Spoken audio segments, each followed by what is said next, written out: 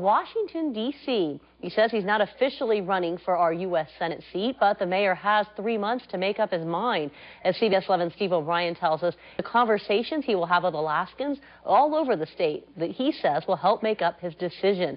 Steve O'Brien joins us now live in the newsroom. And Steve, you were at that press conference earlier today. Fill us in.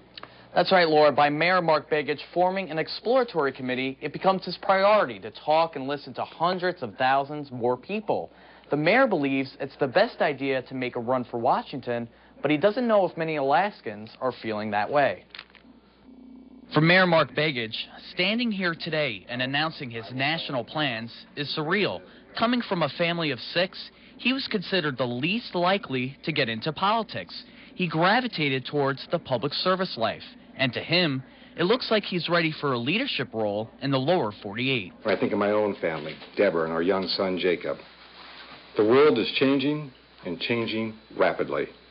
Alaska needs to stay ahead of those changes. Begich's experience here in Anchorage motivates him for an even bigger challenge. I think there's a level of integrity that needs to be brought back to Washington, D.C., that people have to have faith in their government.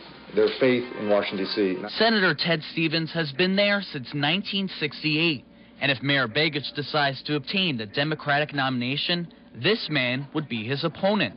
The FBI is investigating a remodeling project at Stevens' Girdwood home.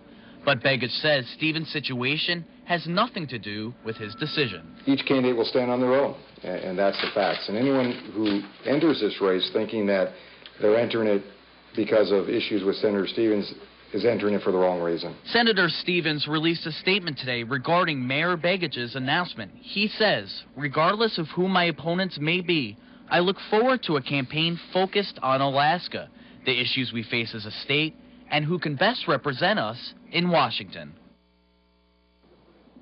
So Mayor Begich is going to be busy the next 3 months. He needs to raise money so he can travel around the state, listening and talking to Alaskans. And he's required to sign papers at the Division of Elections by June 1st. If he decides to make the run against Senator Ted Stevens, Stevens filed for re-election last week. Laura? Hey, Steve, I got to ask you, he says if Stevens isn't his main motivation for running, did he talk specifically what is? Well, Laura, the mayor tells me he's been thinking about it for years, but it became more intense over the past few months. People have been stopping him wherever he goes to ask about that Senate seat.